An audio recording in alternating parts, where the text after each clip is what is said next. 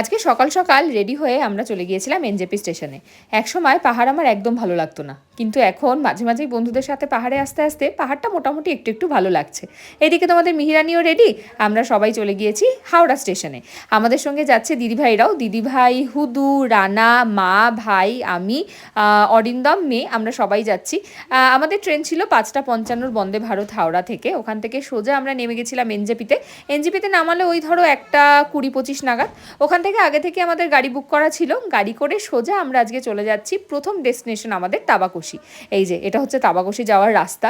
তাবাকশি যাওয়ার আগে কিছুটা রাস্তা একটুখানি খারাপ, তো যাই হোক আমরা ওখানে একটুখানি দাঁড়িয়েছিলাম। আর ভাই এখন যে জ্যাকেটটা পরছে না, ওটা আমার দাদুর জ্যাকেট। এই যে পৌঁছে গেছি আমাদের হোমস্টেতে, এটা হচ্ছে রিভার সাইড ডিওলিং হোমস্টে তাবাকশিতে।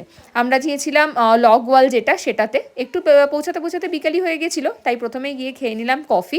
একদম এরকম পরিবেশে কফি খেতে দারুণ লাগছিল। তারপরে ইভিনিং স্ন্যাক্সটি ছিল আমাদের আজকে চিকেন মোমো। তারপর এখানে হচ্ছিল বনফায়ার, আর আমরা একটুখানি বারবিকিউর ব্যবস্থা করতে বলেছিলাম, ওটা যদিও এক্সট্রা কস্টে ছিল।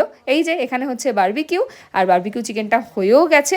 আমরা সবাই মিলে বসে পড়েছি খেতে। তারপর রাত্রিবেলায় ডিনার করে মিহিরানিকে খাইয়ে দাইয়ে ঘুমিয়ে নেওয়ার পালা।